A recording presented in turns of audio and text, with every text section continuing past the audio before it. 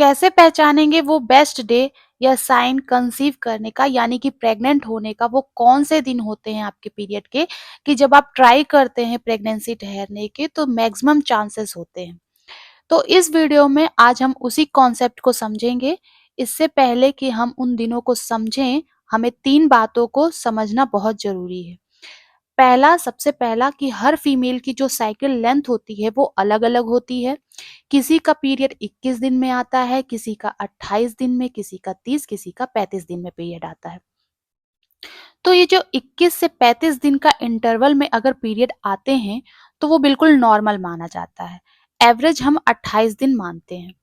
21 दिन से अगर कम दिनों में पीरियड आता है या फिर 21 दिन से अगर ज़्यादा दिनों में पीरियड आता है, तो इसे गड़बड़ कहा जाता है। लेकिन सबके अंदर एक कॉमन बात होती है। यहाँ पे भले किसी का पीरियड 21 दिन में आए, किसी का 28 में आए, किसी का 35 दिन में आए, लेकिन इन सभी में एक कॉमन बात होती है कि जो ओव्यूलेटरी टाइम पीरियड होता है, यानी कि जो अंडा निकलता है ओवरी से, अंडाशय से, तो वो ओव्यूलेटरी साइकिल या पोस्ट ओव्यूलेटरी पीरियड जिसे हम बोलते हैं, वो सभी में फिक्स होता है, चाहे वो फिर साइकिल कितने भी दिनों की हो। तो जो कि होता है 14 दिन का। कंफ्यूज मत होइए, इसे समझने के लिए हम एक एग्जांपल से समझेंगे कि जैसे कि एक फीमेल है ए, दूसरी है फीमेल बी, तीसरी है फीमेल सी। इसकी जो पीरियड साइकिल है वो है 21 डे की, इसकी है 28 डे की, इसकी है 35 डे की, मतलब 35 डे की इसकी साइकिल है। इसको पीरियड आया 1 अप्रैल को, इसको भी 1 अप्रैल को, इसको भी 1 अप्रैल को।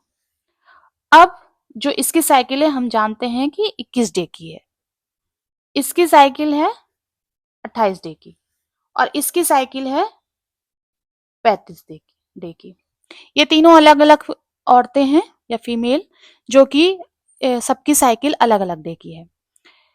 इसका पीरियड, फर्स्ट पीरियड आता है 1 अप्रैल को, इसका भी पीरियड 1 अप्रैल को आता है, इसका भी। मान लीजिए एक एग्जांपल से समझेंगे कि इसका भी पीरियड 1 अप्रैल को आता है और इसकी साइकिल 21 डे की। तो अब इसमें कौन सा डे है जिसमें कि इनके अंडे बाहर निकलेंगे, जो कि फर्टिलाइजेशन के लिए रेडी होंगे, जिस दिन संबंध बनाने से प्रेगनेंसी ठहरने के चांसेस ज्यादा होंगे।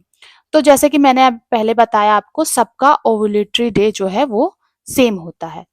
तो आप 21 डे में 14 माइनस करेंगे तो ये आता है -14 8वें डे पे।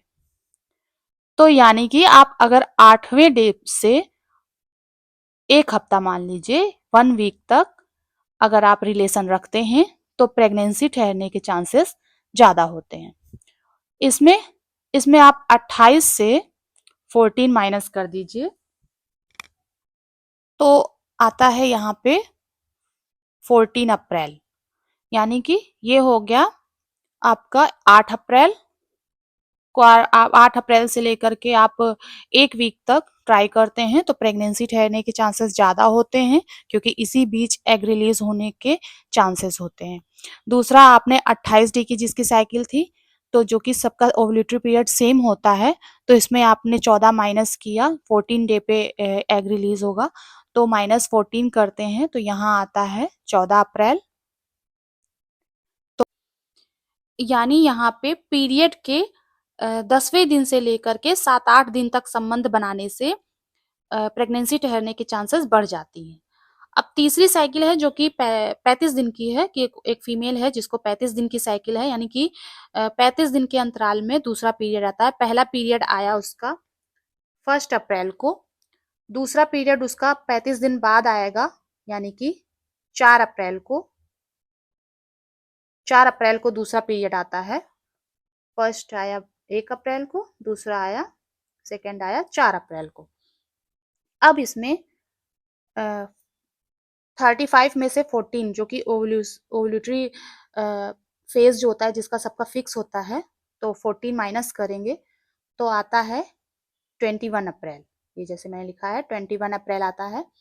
तो यानी कि यहाँ पे पीरियड के 12वें से 13वें दिन, मतलब अगले 13वें दिन तक लगातार 10 दिन तक आपको ट्राई करना है, उस समय प्रेगनेंसी ठहरने के चांसेस ज़्यादा रहते हैं। एक चीज़ और आपको यहाँ पे याद रखनी है कि ये जो डेज़ है मैंने बताया कि 1 वीक तक तीनों साइकिल्स में, इसमें अगर आप 1 डे के अंतराल में रिलेशनशिप रखते हैं, यानी कि 1 वीक में 1 दिन छोड़ करके अगर अल्टरनेट डे पे रिलेशनशिप रखते हैं, तो चांसेस ज़्यादा बढ़ जाते हैं। आई होप ये कंसेप्ट आपके दिमाग में सारे डाउट को क्लियर कर दिया होगा कि पीरियड के कौन से दिन पर संबंध बनाने से प्रेगनेंसी ठहरने के चांसेस सबसे ज़्यादा होते हैं। लेकिन एक बात जो मैं आपको बहुत ज़रूर बताना चाहूँगी कि ये सारी प्रोसेस जो है वो एक नेचुरल प्रोसेस है, एक्ट ऑफ लव है, यानी कि लव मेकिंग प्रोसेस है। इसको बहुत ज़्यादा मैकेनिकल नहीं होने दें, या रिलेशन रखना है, आज नहीं रखना है, तो ये सिर्फ़ एक आइडिया होता है। आपको एक और आपको हम सिंपल आइडिया दे देते हैं, जो आपको ट्राई करने से आपके प्रेगनेंसी के चांसेस को बढ़ा देता है, अगर आपके पीरियड इर्रेगुलर हैं। जैसे किसी ले कोई लेडी है ए, उसके पीरियड इर्रेगुलर हैं। सिर्फ़ एक सिंपल आइडिया है, वो सब चीज़ें अगर आपको नहीं समझ में आती, थोड़ा बहुत आपके डाउट हैं, तो यहाँ से आप समझ सकते हैं।